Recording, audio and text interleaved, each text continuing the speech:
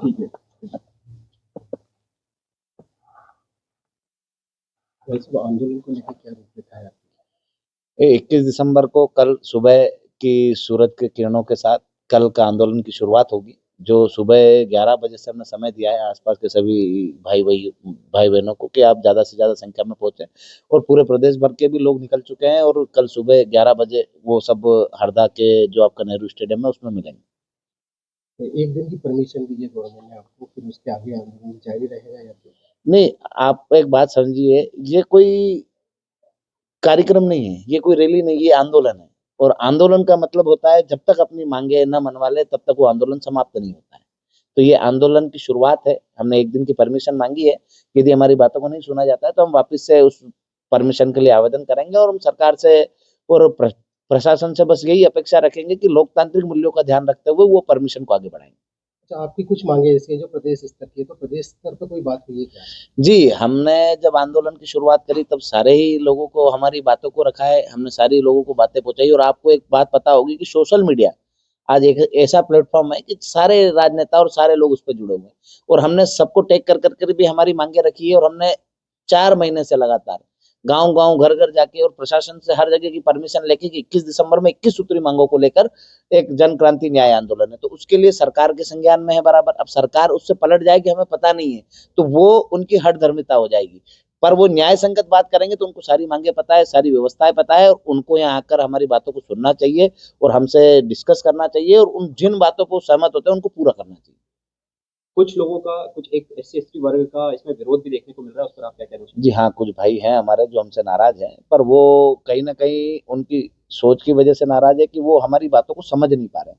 हम समझाना अलग तरह से चाह रहे हैं, वो समझ अलग तरह से रहे हैं। हो सकता है हमारा कम्युनिकेशन गैप है। जिस दिन हमारी आमने-सामने मुलाकात होगी, हमारी वार्ता होगी, उस वार्ता में हम उनको ज़रूर समझाएँगे और उनको संतुष्ट करने का प्रयास करेंगे कि हमारी लड़ाई किसी जाति, धर्म या वर्ग से नहीं है। हमारी जो लड़ाई है हमारे हितों की है और न्याय की है। और न्याय की व्यवस्था में मुझे पूरा विश्वास है कि जो हमारे एसटी-एससी के भाई हैं, जब हम न्याय की बात करेंगे, न्याय प्रिय लोग हैं, तो वो हमारे साथ आएँगे और हमारे साथ आंदोलन में भी शरीक होंगे, और हम हमारे साथ कंधे से कंधा मिला के लड़ेंगे भी सही। क्योंकि जो हमारी माँगों से वो नाराज़ है, जैसे एट्रोसिटी एक्ट हो गया, उनको लग रहा है कि हम एट्रोसिटी एक्ट को समाप्त करना चाहते हैं। हमारा मकसद एट्रोसिटी एक्ट को समाप्त करना या कमज़ोर करना नहीं है। हमारा मकसद है कि एसटी-एससी के किसी भाई के साथ अन्याय हो, तो बराबर उसको न्याय मिले, पर जनरल ओबीसी के किसी भाई के साथ बिना जाँच की गिरफ्तारी की वजह से अन्याय नहीं हो। तो हम ये चाहते हैं कि जाँच की व्यवस्था हो जिसकी वजह से किसी जनरल या ओबीसी के भाई के साथ अन्याय नहीं हो। क्योंकि आपको पता है कि जब यदि एट्रोसिटी एक्ट में मुकदमा दर्ज होता है तो उसमें जाँच नहीं होती, और जाँच नहीं होने की वजह से कई निर्दोष भाई जेलों में चले जाते हैं और अपने करियर से हाथ धो बैठते हैं। कोई आप मान लो कि कोई कॉम्पिटिशन एग्जाम की तैयारी कर रहा है, आईएएस की तैयारी कर रहा है, आईपीएस की तैयारी कर रहा है, और उसकी किसी राजनीतिक व्यक्ति से कोई दुश्मनी है, उसके पिताजी की या उसके दादाजी की, तो उसके ऊपर राजनीतिक व्यक्ति झूठा एट्रोसिटी एक्ट लगवा सकते हैं और उसको उसका करियर खराब कर सकते हैं, और कई जगह करियर खराब भी होते हैं। तो हम ये चाहते हैं कि वो सालों साल कोर्ट के चक्कर नहीं काटे, वो न्याय व्यवस्था मिले और उसकी जांच हो और वो बहाल हो। तो मैं एसटी-एससी के भाइयों से यही निवेदन करना चाह रहा हूँ कि वो ज़्यादा से ज़्यादा इस बात को समझे और किसी के साथ अन्याय होने से बचाए। जिस प्रकार से आपके साथ अन्याय होता है, हम उससे सहमत हैं कि कहीं न कहीं आपके समाज में भी बुरे लोग हैं, तो हमारे समाज में भी बुरे लोग हैं। तो हम इन बुराइयों को दूर करके अच्छाइयों वाले लोग साथ में मिलके काम करें। अब तक इस आंदोलन को कितना समर्थन मिला है और क्या लगता है कल कितने लोग जन इस आंदोलन? समर्थन बहुत अच्छा है, और सारे ही समाज, सारे ही वर्गों ने हमें समर्थन दिया है। जैसे कि जाट समाज के जो तेजवीर सेना है उनका भी समर्थन मिला, गुर्जर समाज का भी समर्थन मिला, ओबीसी महासभा का भी मिला, ब्राह्मण समाज का भी मिला, सर्व ब्राह्मण समाज का भी मिला, बिश्नोई समाज का भी मिला। यहाँ हरदा लोकल के जितने भी सामाजिक संगठन है सभी ने हमको सहयोग दिया, समर्थन दिया, और वो सब बढ़-चढ़ के पूरी ताकत के साथ अपनी मांगों के साथ, अपने मुद्दों के साथ उपस्थित हैं। आप कुछ समय से भूख हड़ताल पर चल रहे हैं। जी, मैं 14 तारीख से लगातार अभी तक खाली जल पे हूँ, और ये भूख हड़ताल तब तक जारी रहेगी जब तक हमारी मांगें पूरी नहीं होंगी। आदिवासी संगठन में कोई प्रदेश स्तर पे आपकी बात हुई है, राष्ट्रीय स्तर पे किसी नेता से? नहीं, यहाँ के लोकल जो भी लोग विरोध कर रहे थे, उनसे हमारी बातचीत हुई, क्योंकि राष्ट्रीय स्तर से ना तो किसी ने विरोध करा है, ना ही किसी के विरोधाभास की बात आई है। जो प्रादेशिक लोग हैं, जहाँ के जो लोकल लोग हैं, हमारे जो पूर्व संगठन मंत्री शैलेंद्र सिंह जी, उनकी वार्ता भी हुई, उनने समझाने का प्रयास भी किया और उनको समझाया भी सही। मैं उनसे फिर से, यदि मेरी बातचीत नहीं हो पाई है उनसे, पर मैं उनसे फिर से आग्रह करता हूँ कि ये लड़ाई आपके अधिकारों के विरुद्ध नहीं है। ये खाली न्याय के लिए है और अधर्म के विरुद्ध है, प्रशासन की तानाशाही के विरुद्ध है, और जो विसंगतियाँ हैं, उनको दूर करने के लिए है। आपके ना तो आरक्षण से हमें कोई समस्या है, ना हम आपका आरक्षण लेना चाहते हैं, ना आपका आरक्षण समाप्त करना चाहते हैं। हम ये चाहते हैं कि जिन लोगों ने आरक्षण का लाभ ले लिया है, जिनकी आय 8 लाख से ज्यादा हो गई है और आज उनके ही बेटे मेरे गांव में रहने वाले गरीब आदिवासी के बच्चे के साथ, मेरे गांव में रहने वाले गरीब एससी के बच्चे के साथ कंपटीशन करते हैं, तो कहीं ना कहीं वो अन्याय है, कहीं ना कहीं वो अधर्म है।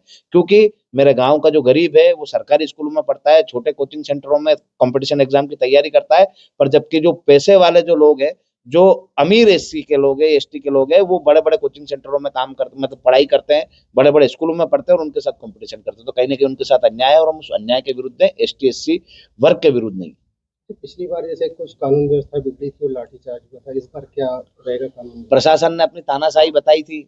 प्रशासन ने ये बताया था कि आप अभी तक आजाद नहीं हुए। जिस प्रकार से इस लोकतांत्रिक देश में अपनी बातों को रखने का हमें अधिकार है, तो हमारे अधिकार से हमें वंचित किया गया लाठी डंडों के जोर पे। जिस प्रकार से अंग्रेज पुलिस की सहायता करती थी, क्योंकि ये पुलिस का जो एक्ट है, जो आईपीसी है, ये आज की पुलिस नहीं है, ये अंग्रेजों के समय भी यही पुलिस थी। इन्हीं के थाने थे, इन्हीं की कचहरी थी, आज भी इन्हीं के थाने और इन्हीं की कचहरी।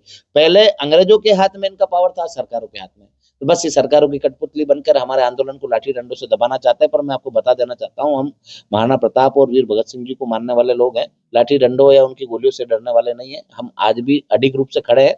डर जाते हैं तो वापिस यहाँ का आह्वान नहीं करते और वापिस यहाँ नहीं आते। लास्ट में मोहन सरकार को क्या कहना चाहिए? मैं तो बस मोदी सरकार से एक ही बात कहना चाहता हूँ कि माननीय मुख्यमंत्री जी और आपकी सरकार के जितने भी कैबिनेट मिनिस्टर है, हमारी बातों को माने, समझे, उन मांगों को पढ़े। और आपको लगता है कि ये सबके हितों की मांगे, ये किसानों के हितों की मांगे है, ये सर्व समाज के हितों की मांगे है, तो उनके हितों को पूरा करें। क्योंकि जिन बातों पर बहस सदन में होनी चाहिए वो सड़क पे हो रही है। यदि आप इस बहस को सदन में ले आओगे, इन मांगों को सदन में बहस करोगे, इन मांगों को सदन में रखोगे, तो मुझे नहीं लगता कि इस आंदोलन की आवश्यकता पड़ेगी। क्योंकि हमारी जो मांगे हैं वो सड़क पे उठा सकते हैं, हम सदन में नहीं उठा सकते। हमें सड़क की जवाबदारी मिली है, हम सड़क पे पूरी मजबूती से उठा रहे हैं। आपसे अनुरोध है कि आप सदन में उठाइए और उनको पूरा करिए।